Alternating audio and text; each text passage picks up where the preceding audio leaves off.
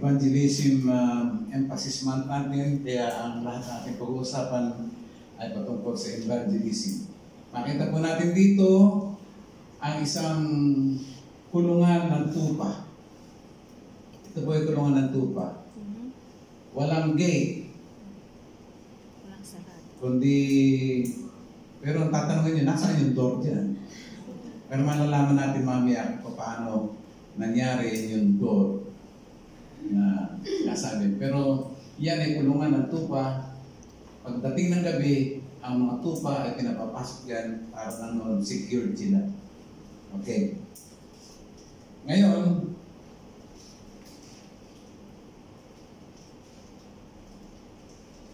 ito po yung ating teksto. Meron po akong tanong sa inyo ulit. Kasi nung nakaraang linggo, ang tanong natin ay, sino ba ang gustong ng happy life? Ngayon, ang ating tanong ay, sino ba ang mayroong gusto ng good life? Sino ang gusto ng good life? Me! Ano ba yung good life? Mabuting buhay. Mabuting buhay. Ay, ibig sabihin ng good life, ibig sabihin ng good life, malusog ang iyong mga katawan, may bahay at lupa ka, tapos meron dalawang kotse mo, tapos makapalang wallet mo, ganyan, wala kang utang, malaki ang savings mo. Kung gusto mong mag-travel abroad, anytime pwede ka mag-travel, ganyan. Kung gusto mong mag-cruise, pwede ka mag-cruise. Yan ang good life. At yan ang pinapangarap ng maraming tao. Amen? Sino ang gusto rito ng good life? Yan, gusto yung good life. Ha? Pero, kadalasan, nangyayari, gusto natin ito. Pero pagka naabutan natin ito, hindi naman pala ito ang gusto natin, good life. Hindi naman pala ito. Kundi nangyayari sa atin, ay nami-miss natin yung talagang magandang buhay, which is called the abundant life. The abundant life.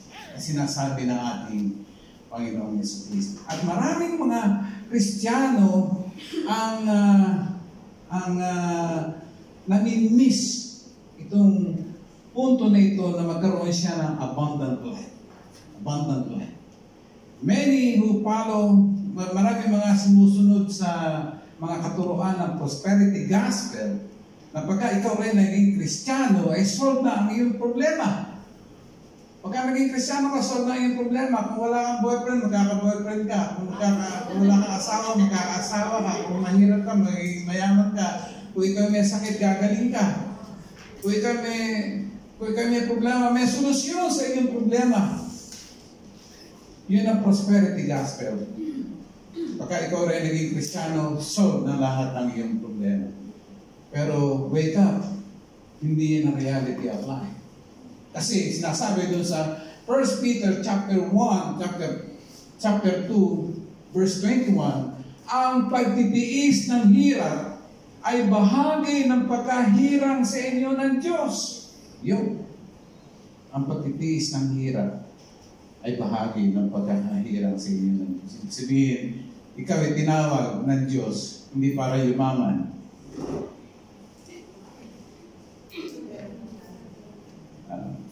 Ikaw ay tinawag ng Diyos para magkaroon ka ng abundant life.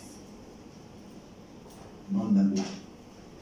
At sa hapon na ito, ay ating pag-uusapan ang patungkol dito sa abundant life na ito. Abundant life na ito. Alam nyo, mga kapatid, si Pablo, sa kanyang paglilingkod, hindi siya naging mayaman. Hindi siya, Paul wasn't rich in the world's goods, but he enjoyed the abundant life. Kung babasahin natin yung buhay ni Pablo yung mga experiences ni Pablo sa 2 Corinthians chapter 11, nakikita natin doon yung kanyang paghihirap at saka yung kanyang pagpupunyagi bilang isang Kristiyano, and in spite of all the hardships and everything that he suffered, nandoon yung abundant life sa kanyang buhay. Amen? Ngayon, sa hapon na ito, ay ating pag-uusapan yung abundant life. Jesus is the only door to abundant life. Jesus is the only door to abundant life. To all who enter through Him. Okay. Una, Jesus is the only door of the sheep. Si Jesus ang tanging pintuan ng mga tupa. Alam niyo, doon sa ating binasang teksto, doon sa verse 2 and 3, ang tagpo dito ay yung mga tupa ay kinikip ng mga pastor. Ibig sabihin, ang sabi ng Panginoon, yung mga tao na hindi dumadaan sa pintuan at umaakyat lamang doon sa hindi dapat akyatan ay mga magnanakaw at tulisan. Robbers, thieves and robbers. Thieves and robbers. Kaya nga siya ay nagpunta para nang noon ay magkaroon ng proteksyon ang mga tupa. Kasi nga, nangyayari ay ganito. The man who enters the gate is the shepherd of the sheep. Nasabi doon sa verse 2. Ang pumapasok doon sa gate, ito yung shepherd. Shepherd. At yung shepherd na ito, ay siya lang ang may authority para siya ay pumasok at lumabas doon sa gate na yon. Dahil to him, the gatekeeper opens. Yung sabihin, binubuksan siya ng gatekeeper. Kasi meron siya authority. Di ba? Di ba, pagka wala kang ID, wala kang entry, di ba? No ID, no entry. Itong si shepherd na ito, may ID, kaya may entry ito. Kaya nangyayari sa kanya, the sheep hear his voice, and he calls his own sheep by name and leads them out. Dahil kilala ng sheep yung kanyang shepherd. Sabihin, pagka ikaw ay nag-aalaga ka ng tupa, kilala ka ng tupa mo. At kilala mo rin yung tupa mo, yung kawan mo. At tinatawag mo sila sa kanilang mga pangalan. Alam niyo kasi doon sa Palestine, yung mga nag-aalaga ng tupa ron, talagang nabibigyan nila ng pangalan yung bawat tupa nila. At alam nila kung nasaan yung tupa nila. Kaya sinabi nga ng Panginoon, kung merong isang pastor na nag-aalaga ng 100 tupa at nahawaglit yung isa, alam niya kung sino yun nahawaglit. At alam niya kung saan niya pupuntahan yung tupa na yun. Dahil alam niya yung karakter ng tupa na yun. Yun. Kaya nga ba, itong tupa na ito ay inaalagaan ng pastol at talaga binibigyan ng proteksyon. Ngayon, tungkol naman doon sa pinto, ganito nangyari sa pinto. Ayun, pagdating ng gabi, yung pastol na yun, siya yung mismong pinto.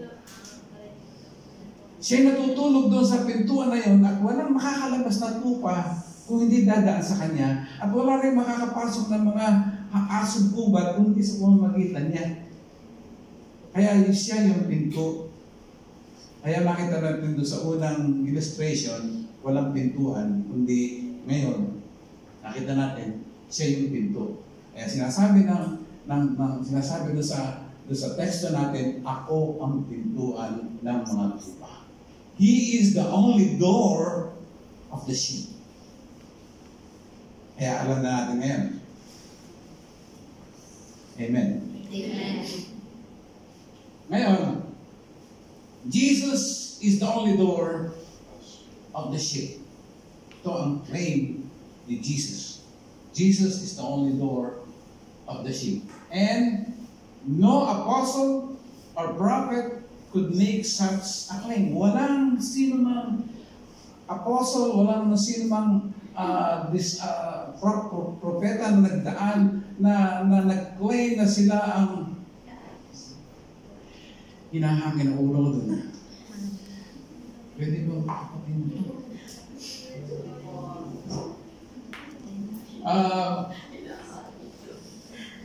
Nahangin yung buhok ko.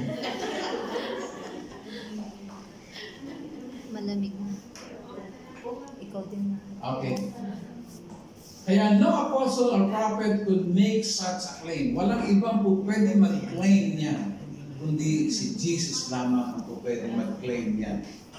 Kaya nga ba, si Jesus is only Jesus, the Messiah, could legitimately claim, I am the door. Siya lamang ang lehitimo, siya lang may authority, siya lang mayroong karapatan na magsabi at angkinin yung title na yun na siya lamang ang pintuan ng mga tupa. Siya lamang.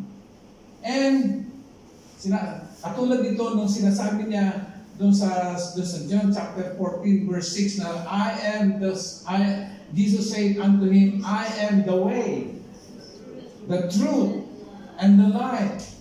No man cometh unto the Father but by me. Yan ang claim niya.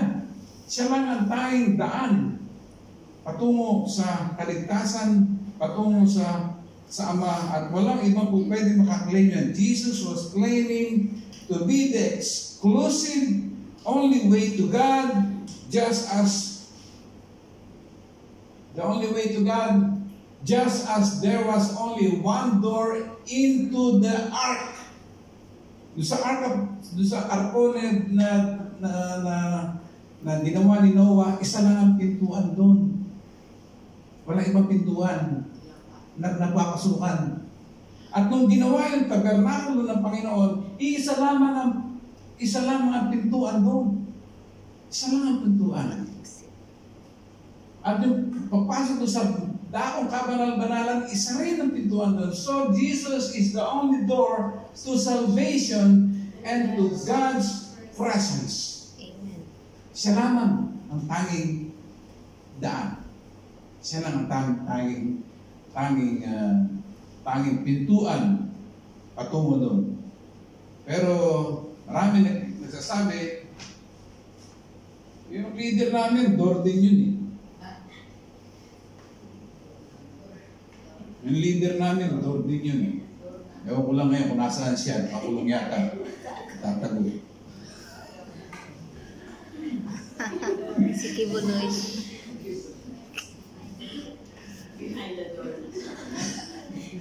Exit door siya. Maraming nagkiklaim na sila ang door. Maraming nagkiklaim na sila yung sa kanila lamang ang kaligtasan. Umanid ka sa aming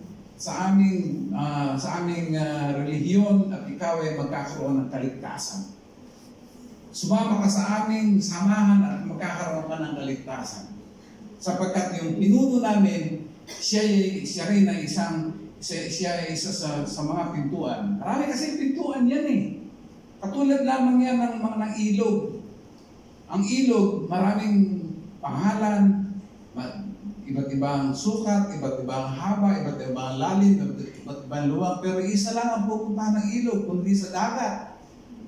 Ganun din, lahat ng relihiyon ay papunta sa langit, papunta sa Diyos. Totoo ba yun? Totoo ba yun? No. Hindi. Sino sasabi totoo yun? Taas ang kamay.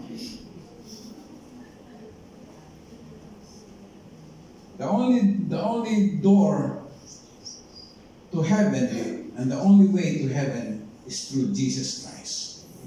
Kasi lahat na nag-claim na sila ang door, sila ay nabibilang sa makasalanan. at kinakailangan din nila ng tagapagligtas. That only Jesus can save them. None other. Walang iba na makapagliligtas sa kanila kundi si Jesus. Whether Buddhist of goodwill, or good Catholic, or good Baptist, they are all sinners by nature and can only be saved through faith in the death of the Lord Jesus Christ na inatone niya doon sa krus ng Kalbaryo. Sapagkat ito sinasabi ni Pedro nung siya ay nangaral. At ang sabi niya, lahat ng tao nga ay nagkasala. For through Him, we both have access by one Spirit to the Father. At sinasabi pa na doon sa Acts chapter 4 verse 12, neither is there any salvation in any other, for there is none other name under heaven given among men whereby we must be saved. Sa sinong ng langit, walang ibang binigay na pangalan, walang ibinigay na ibang pangalan ng Diyos na ikaliligtas ng tao maliban sa ating Panginoon, sa pangalan ng ating Panginoon Jesus. Amen. Kaya nga ba, since Jesus is the only door, all others claiming to be the door are thieves and robbers. Lahat ng mga umaangkin na sila ay pintuan, sila ay mga magnanakaw at mga tulisan. Kaya kung ikaw aangkinin mo na ikaw ay door, ay ikaw ay tulisan at isa kang magnanakaw. Yun ang sinasabi ng salita ng Panginoon. And all who ever came before me were thieves and robbers, but the sheep did not listen to them. Na sinasabi ng ating Panginoon sa Kristo. Lahat ng mga na dumating na all who came before me are thieves and robbers, but the sheep did not hear them. Well, obviously, hindi naman sinasabi ni Jesus na sila Isaiah, sila Jeremiah, at saka sila Ezekiel ay mga propeta ng Diyos, sila yung mga thieves and robbers. Hindi na sinasabi na hindi naman sinasabi na ating Panginoon sa Kristo, kundi He refers to those who preyed on the sheep and used them for their own selfish ends. At ito ba sinasabi ng ating Panginoon sa Kristo sa mga thieves and robbers na yan, yung mga Pariseo who were not godly shepherds over Israel. Sila ng mga Pariseo, kaya nga ba pinagsalitaan ng hindi maganda ng ating Panginoon sa Kristo itong mga Pariseo na ito, na kayo mapagpaimbabaw, kayo ay mga taksil, kayo ay mga huwad na mga lingkod ng Panginoon dahil ginagamit lamang ninyo ang inyong mga posisyon upang kayo ay sa inyong sariling kapakanan. Kaya nga ba sinabi ng Panginoon doon sa Jeremiah chapter 23 verse 1, woe to the shepherds who are destroying and scattering the sheep of my pasture, declares the Lord. At doon sa verse 2, sinabi niya, therefore, this is what the Lord, the God of Israel, says to the shepherds who tend my people. Because you have scattered my flock and drive them away and have not bestowed care on them, I will bestow punishment on you for the evil you have done, declares the Lord. Kaya ikaw, nahuwad, magnanakaw, nahuwad na propeta, nahuwad na pintuan, humanda ka at ikaw ay harap sa punishment ng ating Panginoon. Kaya nga ba, the Lord goes on to describe how He will regather His flock and raise up a righteous branch for David. Sinabi niya ron sa verse 6 ang ganito, in His days, Judah shall be saved, and Israel shall dwell safety, and this is His name shall be called, the Lord our righteousness. Alam niyo, dito sa John chapter 10 verse 8, Jesus repeats the truth that He stated in John chapter 10 verse 5, that His true sheep will not hear or follow a false prophet. Kung ikaw ay tunay na tupa ng Diyos, tupa ng ating Panginoon sa Kristo, hindi ka makikinig sa anumang sasabihin ng mga maling mga propeta. Maling mga propeta. Hindi ka makikinig sa kanila sapagkat yung mga sasabihin sa inyo nila ay walang katotohanan. Mga pawang pambobola lamang yun. And sabi na, they will persevere. Ang mga tunay na tupa ay magtsitsaga to follow Jesus. Amen. Kaya tayo nagtsitsaga dito eh. Kaya pinagtsitsagaan niyo ako. Kaya pinagtsitsagaan ko rin kayo. Kaya nagtsitsagaan tayo dito. Dahil tayo mga tunay na tupa ng Diyos. Sometimes the Lord's true sheep may be led astray by false shepherd for a while. Kumisan mangyayari, madadaya for a while. But as Jesus promised, He will keep them. My sheep hear my voice, and know them, and they follow me, and I give eternal life to them, and they will never perish, and no one will snatch them out of my hand. Kumisan, nangyayari, matitiso dito sa iglesia, aalis. Pero, aalis dito sa iglesia, pero ate naman doon sa ibang iglesia. Pero naman, aalis, natisod, hindi naman sa ibang iglesia, wala nang ginawa, kundi naggalibante na lang. Anong tawag mo doon? Kristiyano ba yun? Kristiyano ba yun? Sino nagsasabing Kristiyano yun? Sino nagsasabing hindi Kristiyano yun? Wala rin. Walang tao rito. Mayroon paghusga. Pero ito ang paghusga rito. They went out from us, but they did not really belong to us. For if they had belonged to us, they would have remained with us. But their going showed that none of them belong to us. Yun ang nagsabi. Ibig sabihin, kung sila ay umalis, at ayaw nang bumalik, matapos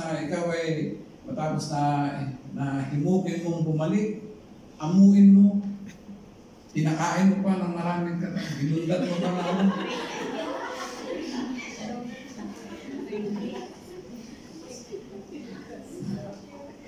Makawa kayo.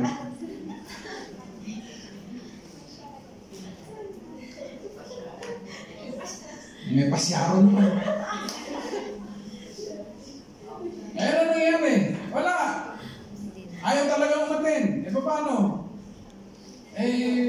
Ganun talaga. Siguro, hindi siya napapanahon bumalik.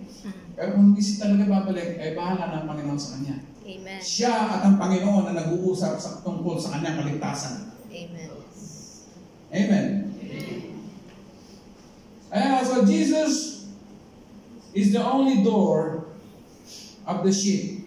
All others who claim to be the way to God are thieves and robbers. But what are the spiritual implications of Jesus' claim to be the door. As the door, Jesus provides salvation, safety, and sustenance for any who will enter through Him. Ang sabi nga, in John chapter 9, I am the door. By me, if any man enter in, he shall be what? Saved.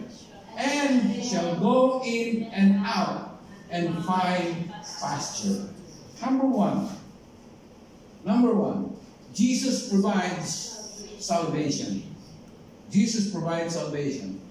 Ang sabi nga, for God did not send His Son into the world to condemn the world, but to save the world through Him. Yan. Ang tanong, bakit ka ba niligtas ng Diyos? Sino ba ligtas dito? Taas ang kamay. Ang tanong ko, bakit ka ba niligtas ng Diyos?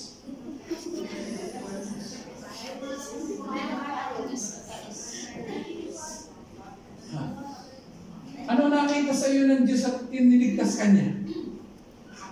Ano nakita sa iyo? Maganda ka ba? Nakapag-aral ka ba? Mayaman ka?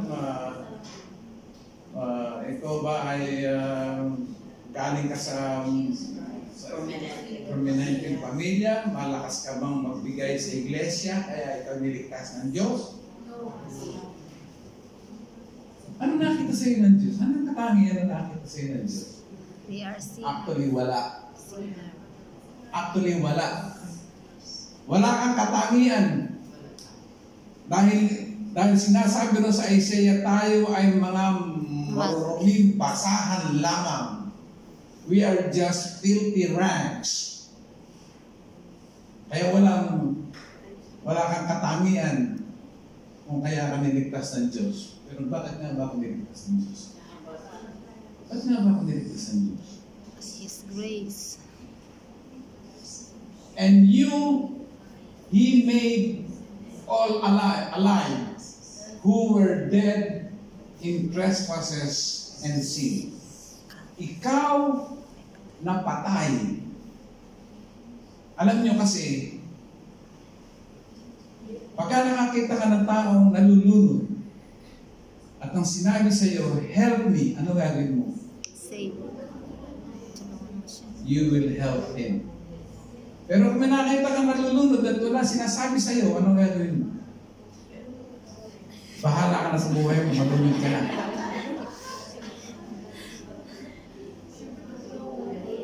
Kung meron kang nakitang tao na nakakulong sa kulungan, at ang sabi sa'yo, wala naman akong kasalanan dito. O siyempre, tao, ganyan. Walang umaamin na siya ay makasalanan. Pero kung sinasabi niya, ako'y nagdurusan dito dahil sa aking kasalanan, anong gagawin mo? Mahahabag ka. Okay. Ngayon, kung meron kang tao namang nakita ka isang tao na nakalugmok at nakabaon sa utang, ang utang niya ay $2 million. Anong gagawin mo ngayon? Pabayaan. Wala. Wala kang magagawa dahil wala ka naman nun. Ang ibig sabihin nun, ang tao, pagka gusto niyang ma-rescue, hihingi siya ng SOS para siya ay ma-rescue. Ngayon, yung tao na hindi humihingi ng SOS para siya ay ma-rescue, hindi siya hihingi ng ma-rescue. Alam niyo kasi, may mga tao na hindi naman niya alam na siya ay nalulunod. May mga tao na hindi niya alam na siya ay nakabilanggo. May mga tao na hindi niya alam na siya ay malaking pagkakautang niya. At ang alam lamang niya ay siya ay matuwid. Ang alam lamang niya ay siya ay magaling. Ang alam lamang niya ay siya ay kaya niyang patakbuhin ang kanyang sarili. Dahil believe siya sa kanyang sarili. Yung mga tao na yan, hindi na kailangan ng kaligtasan yun. Ang tao lamang na nangangailangan ng kaligtasan ay yung taong gustong maligtas. Kung nakikita niya siya ay, kung na-realize niya na siya ay nalulunod, hahingi siya ng tulong. Kung na-realize niya siya ay nabilanggo at he is condemned to die, hihingi siya ng tulong. Kung meron siyang malaking pagkakautang, hihingi siya ng tulong at siya ay mabibigyan ng tulong. Pero kung hanggat hindi siya humihingi, hanggat hindi siya nagbe-beg, hanggat hindi niya kinikilala ng kanyang sarili na siya ay nangangailangan, hindi siya kinakailangan maligtas. Kung hindi niya ma-realize sa kanyang sarili na siya ay patay sa kasalanan, hindi niya ma-realize na kinakailangan niya mabuhay para sa Diyos. Dahil sa sinasabi dito sinasabi dito na ikaw ay patay sa kasalanan at binuhay ka ng muli ng Diyos. Sapagkat, tingnan nyo, all of us also live among them at one time, gratifying and craving of our sinful nature and following its desires and thoughts like the rest. We were by nature objects of wrath. Tulad ng marami, tayo ay isinumpa ng Diyos.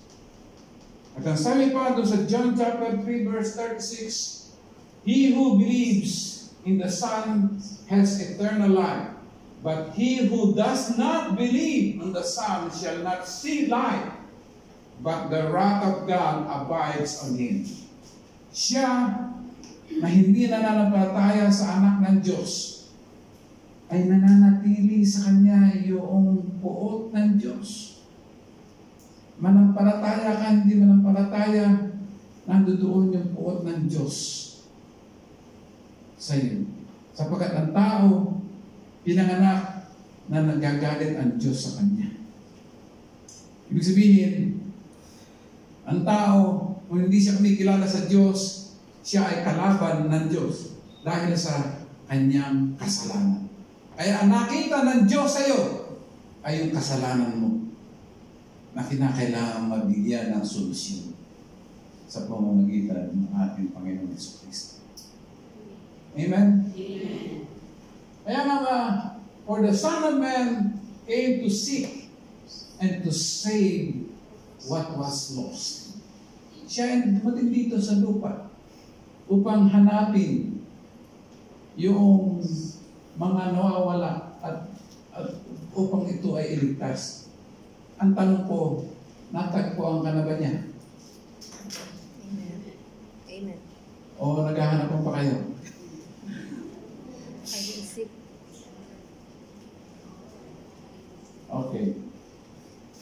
And then, nasabi dito sa 1 Peter chapter 2 verse 24 hanggang 25, He Himself bore our sins in His body on the tree, so that we might die to sins and live for righteousness. By His wounds we have been healed. For you were like sheep going astray, but now you have returned to the shepherd and overseer of your souls. Amen. Kaya nga yung ating kasalanan ay dinala ng ating Panginoon Jesucristo doon sa krus ng Kalbaryo upang mangyari nga na magkaroon tayo ng buhay na walang hanggan.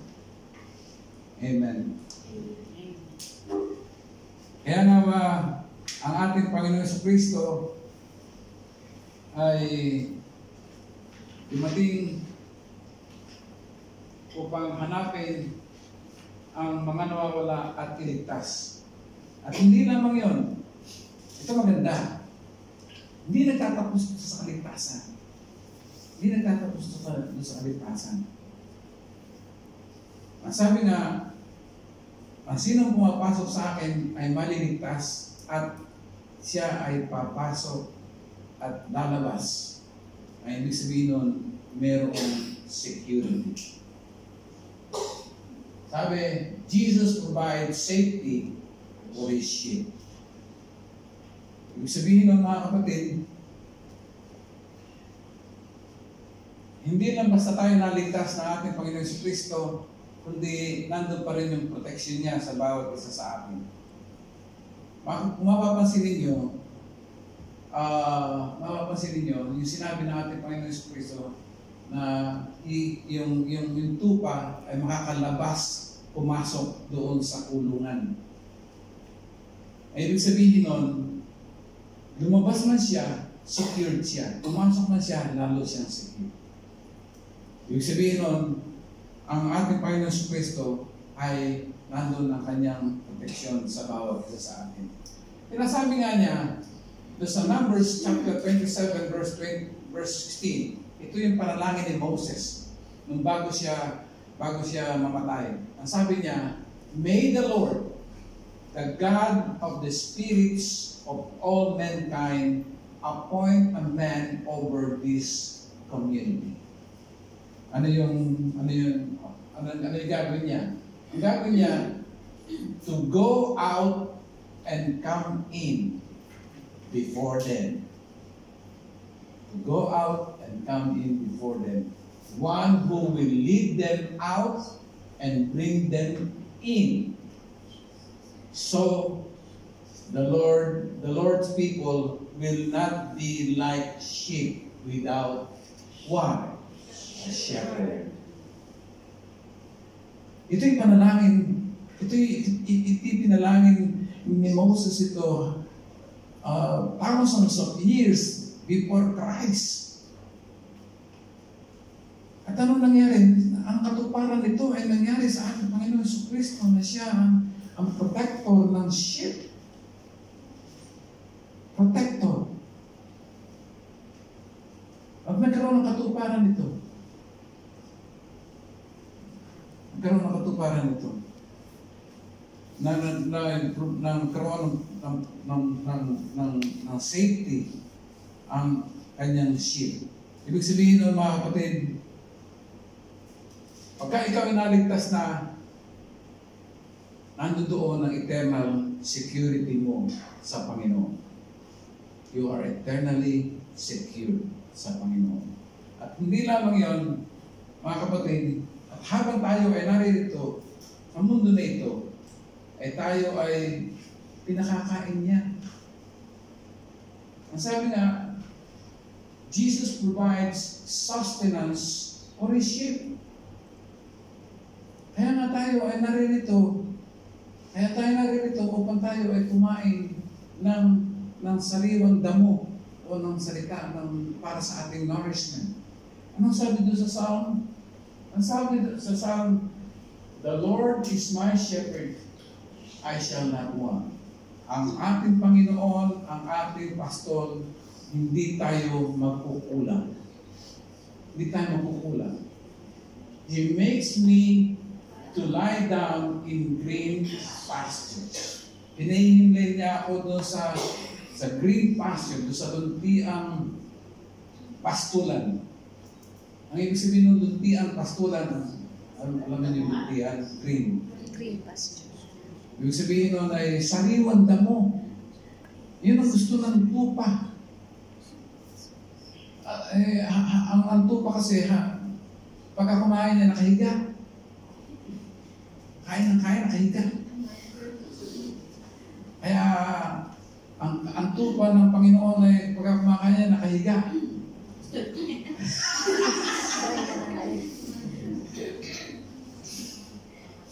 He makes me lie down on green pastures.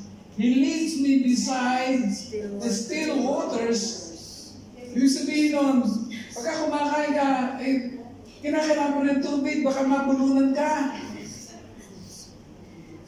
Ito yung cycle ng nourishment sa atin. Pagka kumain ka ng solid foods, susunod doon ang liquid para nang noon magkaroon ng digestion ang kinakain natin. At pagkatapos, He restores my soul. He restores my soul. Alam niyo mga kapatid, sa ating paglakad sa mundo na ito, tayo ay nagkakasala. Pero nandoon yung 1 John 1:9 na nakaabang sa atin yan na whenever na tayo ay magkasala, nandoon yung 1 John 1:9 that if we confess our sin, He is just and righteous to forgive our sins and cleanse us from all unrighteousness. Kaya nga He restores my soul. And He leads me the path of righteousness. Righteousness. Kaya nga ba mga kapatid, binibigyan tayo ng mabuting pamumuhay na for His name's sake. Kaya ang ating paglalakad dito sa paglakbay natin dito sa mundong ito ay in the paths of righteousness. Nasa katwiran. Di ba? Ando sa ikaw ay naglalakad sa mundo na ito na taglay mo yung mabuting pagtutuo ng ating Panginoon Kristo. Amen? Amen. Amen.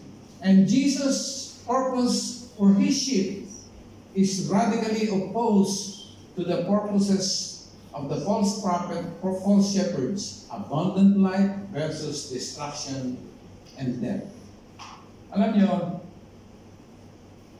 ang sabi rin sa John chapter 10 verse 10, the thief cometh not but for to steal and to kill and to destroy. I am come that they might have life and that they might have it more abundantly. Ang ating Panginoon sa Kristo is the only door to abundant life. Dalawa lang ang po pwede mong gawin sa buhay mo. There are only two ways to live your life. Dalawa lang ang po pwede gawin mo sa buhay mo. Una, magpakasasa ka sa mundong ito. Mag-iminom ka na ng alak. Magsugal ka na dyan. Mag-alon niya. Magdaya ka na dyan. Lahat ng gawin mo. Sundin mo na layo ng iyong katawan. Gawin mo na lahat yan. Gawin mo na lahat yan. Kung pwede mong gawin yan, malaya kang gawin yan. Gawin mo na ang gusto mo gawin. Malaya ka. Walang pipigil sa'yo. O kaya, pangalawa, you can seek after God to satisfy. Alam niyo, yung una, gawin mo lahat yun, you can never satisfy yourself. You can never satisfy yourself. Bakit? Kasi yung una, the world under the media of Satan will rob, kill, and destroy your soul. Dahil sa mabuhay kay Kristo, Jesus offers life and that more abundantly. That more abundantly. Merong kwento. Alam ba niyo yung mga Eskimo? Sino nakakita ng mga Eskimo? Sa picture. Sa video. Ha? Sa video. Sa video. Sino na nakarating na Alaska dito? Wala. Ikaw yun. Batang Alaska lang. Okay. Doon sa yung Eskimo, meron silang pangkaraniwang paraan o technique para sila ay makahuli ng mga asong gubat o wolves. Wolves. Ang gagawin nila, yung kanilang patalim ay hahasain ng matalim yun. At pagkatapos, ilulubog yun sa mantika o sa taba ng seal. Yung silayon. At pagkatapos, ibabaon yung hawakan ng patalim na yon sa yelo na nakausli yung talim ng balot ng taba ng seal. Ngayon, pagka naamoy ng wolves yun, didilaan ng wolves yung patalim hanggang sa siya ay masugatan. Hanggang sa siya ay masugatan. At pagka siya nasugatan, hindi siya titigil ng pagdila dahil nasasaktan siya doon sa kanyang dinidilaan. Hindi niya nalalaman sarili na ng dugo ang kanyang kinakain at nalalasaan hanggang sa siya ay Mamatay. mamatay. Ganon din ang buhay sa mundo ito. Hindi mo nalalaman, hindi mo na mamalayan, pinapatay mo na ang iyong sarili. Kaya nga sabi, the world under the dominion of Satan will rob, kill, and destroy your souls. But Jesus offers life, and that more abundantly. Amen. Amen? Sino ang gustong mamuhay sa mundo nito? Siyempre wala. Gusto natin abundant life coming from Jesus. Amen. Okay. Meron pa ako sa istorya. The only Jesus ultimately satisfies the soul. Only Jesus can reconcile you to God and give you real life, abundant life, and begins now and continuously throughout eternity. Meron ako sa tanong. Uy, let's make a deal. And let's make a deal na yan. In a TV show. Yung TV show sa Amerika. Parang ano yan, yung bang pera o bayong? Dil o no din. O pera o kahon. Kaya lamang, yung let's make a deal na yan, merong mga contestant yan. At yung mga contestant na yan, tatanungin yan hanggang sa merong isang manalo. Ngayon, yung isang manalo, mamimili siya ng mga premyo nandoon sa stage. May mga premyo doon, isang sakong bigas, isang sakong bigas, isang television, isang stereo, isang cassette player, isang cellphone, o ano mang bagay yun, kaya isang latang sardinas, gano'n. Mamimili ka doon sa mga nandoon na yun, mamimili ka kung alin ang gusto mo. Pero, pagka pinili mo yung isa doon, mayroong kasama yun na hindi mo alam kung ano yung nandoon. Maaaring $1 million yun, o kaya isang house and lot yun, o kaya o kaya isang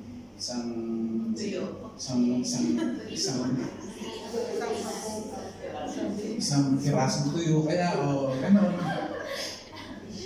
Ibig sabihin, ngayon, ang mangyayari, maraming mga contestant ang namimili ng magandang, siyempre, ikaw pipiliin mo yung maganda, siyempre, no? Pero pagka pinili mo yung, kunyari, isang sakong bigas, ang kasama pala nun ay isang lahat ng sardinas lang. Eh, tama-tamang match yun. O kaya, pumili ka ng isang television. Kung kinuha mo yung television, yung kasama pala nun ay house and lot. O kaya isang bagong kotse. Ayan. Kadalasan nangyayari sa atin,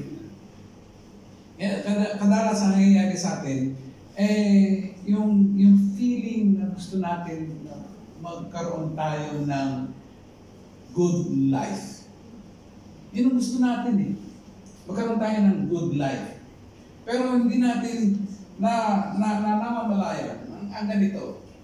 Don't make that mistake spiritually. Wag mong in spiritual matters, wag mong gawin, don't make that mistake. Kundi, the visible Christ is all the stuff you see in the world. Ang mga mo rito sa mundo na ito ay nakakaakit ito. Huwag kang paakit dito. Sapagkat ang nasa sanglibutan ay kaaway ng Diyos. Kundi, nangyari, but when you enter through Jesus as the door, you gain things. What? You gain things no eye has seen, no ear has heard, no mind has conceived what God has prepared for those who love Him. Ibig sabihin nun, masusurpresa tayo pagdating ng araw pag tayo ay matapat na sumusunod sa Diyos. O matapat tayong pumasok doon sa pintuan na si Jesus ang namamalay. Amen. Amen. Glory to God. Ayaw mo